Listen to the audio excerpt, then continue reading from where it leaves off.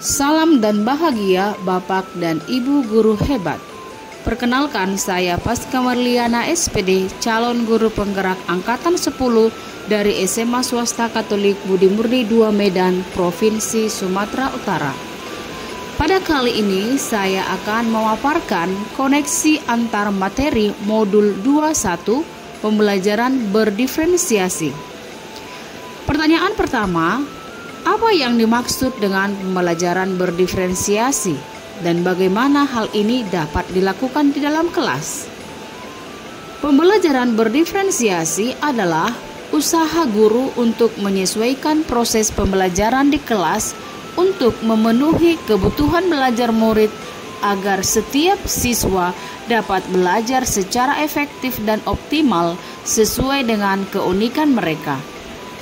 Nah, dalam pembelajaran berdiferensiasi, guru harus menyesuaikan konten, proses, produk, dan lingkungan belajar untuk memenuhi kebutuhan belajar yang beragam.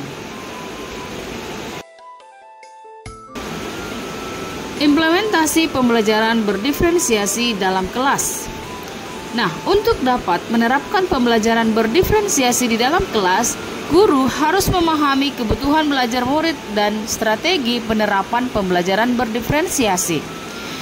Adapun kebutuhan belajar murid adalah yang pertama, kesiapan belajar, yang kedua, minat murid, dan yang ketiga, profil belajar murid.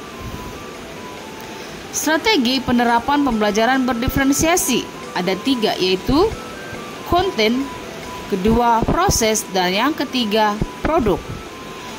Strategi penerapan pembelajaran berdiferensiasi untuk konten, yaitu dalam hal ini konten berkaitan dengan apa yang kita ajarkan, seperti materi, konsep atau keterampilan yang perlu dipelajari berdasarkan kurikulum. Nah, dalam strategi penerapan pembelajaran berdiferensiasi untuk proses, yaitu kegiatan yang memungkinkan murid berlatih dan memahami atau memaknai konten dengan cara membedakan proses yang harus dijalani oleh murid. Strategi penerapan pembelajaran berdiferensiasi proses ini yaitu metode pengajaran dalam berdiferensiasi proses bisa berbentuk pelajaran mandiri, diskusi kelompok, atau proyek kolaboratif sesuai gaya belajar murid. Dan yang ketiga, strategi penerapan pembelajaran berdiferensiasi yaitu produk. Nah, dalam hal ini konten produk yaitu mengenai bukti yang menunjukkan apa yang murid telah pahami dengan cara membedakan, memodifikasi produk sebagai hasil belajar murid, seperti bentuk esai, video, PowerPoint, infografis, dan lain-lain sesuai dengan interest murid. Pertanyaan kedua, jelaskan bagaimana pembelajaran berdiferensiasi dapat memenuhi kebutuhan belajar murid dan membantu mencapai hasil yang optimal. Dengan memperhatikan perbedaan kebutuhan setiap murid, pembelajaran berdiferensiasi ini dapat membantu murid untuk belajar lebih efektif sesuai dengan kebutuhan mereka. Pertanyaan ketiga, jelaskan pula bagaimana Anda melihat kaitan antara materi dalam modul ini dengan modul lain di program pendidikan guru penggerak. Baik, kaitan antara modul yang pertama, modul 21 dengan modul 11.